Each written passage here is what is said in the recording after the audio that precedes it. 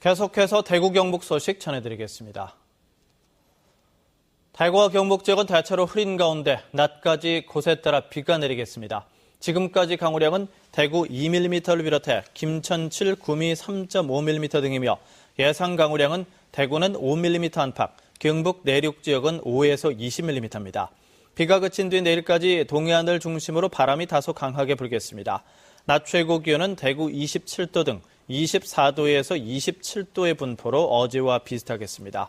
대구 기상들은 내일은 대체로 맑고 아침 최저 기온 대구 13도 등 6도에서 15도, 낮 최고 대구 24도 등 21도에서 24도의 분포로 오늘보다 기온이 다소 떨어질 것으로 예보했습니다. 지역의 사립대학들이 잇따라 억대 장학금 조성 계획을 내놨습니다. 직원들의 개인연금을 학교가 대납해주다가 교육부에 적발되자 울며 겨자 먹기로 반납하기로 한 겁니다. 윤태호 기자가 취재했습니다. 직원들의 개인연금 저축을 대납해주다가 적발된 곳은 영남대와 계명대, 영남이공대, 계명문화대, 포스텍, 대구사이버대학 등 모두 6곳입니다. 교육부는 대납액 환수 방안을 내놓으라고 압박했고 결국 대학들이 백기를 들었습니다. 영남대는 교직원 1,100여 명이 10년 동안 135억 원을 조성해 학생 장학금으로 쓰기로 했습니다. 계명대는 102억 원, 계명문화대는 18억 900만 원, 영남이공대는 7억 3천만 원을 각각 반납하기로 하고 교육부에 이 같은 계획을 제출했습니다. 개인연금 저축을 수당 형태로 지급해 문제될 게 없지만 교육부와 대립각을 세울 수 없어 자구책을 내놓은 겁니다. 우리가 이제 10년 동안 이런 수혜를 받았기 때문에 그만큼의 금액을 자체적으로 만들어서 최근에 이제 학생들 등록금이 지금 중요한 이제 문제가 되니까. 계명대는 사정이 더 다급합니다. 교육 역량 강화 사업에 선정돼 37억 원을 지원받기로 했다가 이런 사실이 밝혀져 지원금 10%가 삭감됐고 나머지 50%도 유보되자 개인연금 대납액 전액을 반납하기로 결정했습니다. 그러니까 정부 시책 자체가 반값 등록금을 인하하는 측면이 있기 때문에 저희가 잘못한 것이 없다고 하더라도 상위기관에서 원서 조치하라 했기 때문에.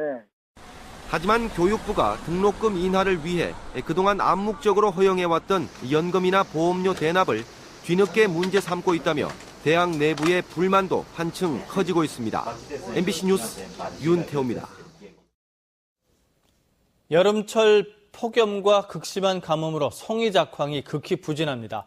영덕에서는 아예 위판이 이루어지지 않고 있고 송이 축제를 앞둔 울진에서는 그나마 겨우 명맥을 유지하고 있습니다. 한기민 기자입니다. 경북 동해안의 특산품인 송이가 본격 채취기를 맞았지만 좀처럼 구경하기가 쉽지 않습니다. 여름철 폭염과 극심한 가뭄으로 포자가 제대로 형성되지 않았기 때문입니다. 송이도 안 보이니까 아주 혹시나 올라오는 거 있을까 봐 밟힐까 봐 겁을 내가지고 살살 하는 보호물로 생각합니다. 전국 최대 송이 산지인 영덕에서는 지난해엔 9월 10일부터 위판이 시작됐지만 올해는 20일이 지나도록 아직 감감무소식입니다.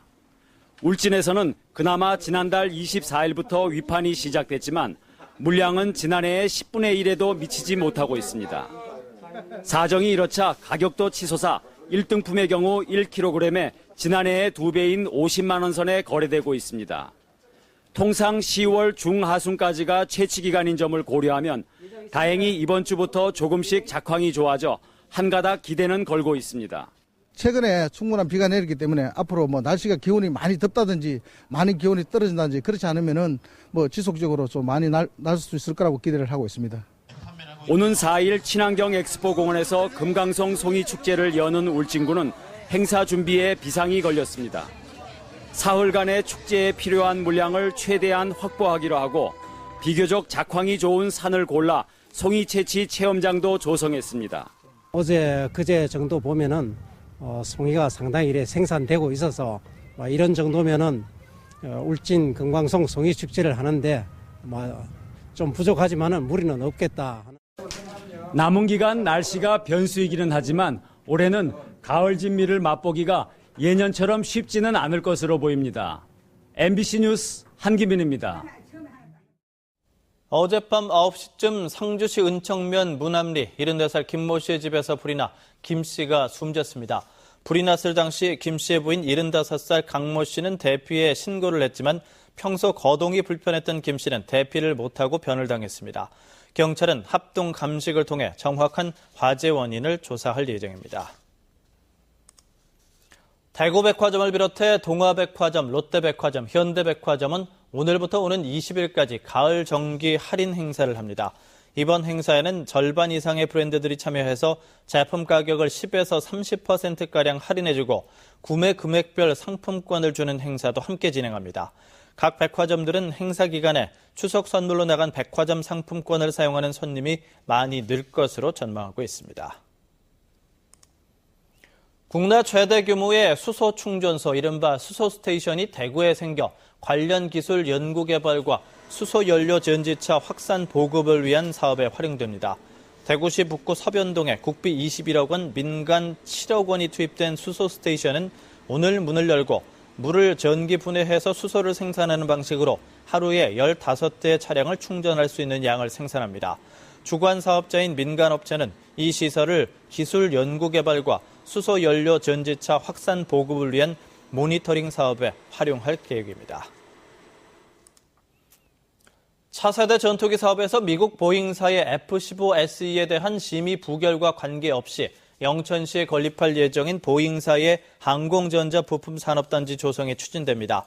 영천시는 오는 14일 영천시 녹전동 일대에서 보잉사 뱀로센터 기공식을 개최한다고 밝혔습니다.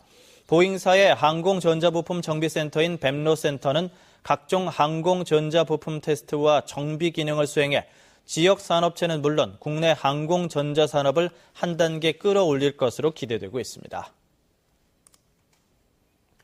민주당 진선미 의원이 안전행정부로부터 받은 새마을금고 강도 도난 사건 피해 현황을 보면 대구에서는 지난 2009년부터 지난해 사이에는 단 한 건의 강도 도난 사건도 없었지만 올해 들어서는 지난 8월까지 벌써 2건이나 발생해서 피해 금액도 5,500여만 원에 달하는 것으로 나타났습니다. MBC 생활뉴스를 마칩니다. 고맙습니다.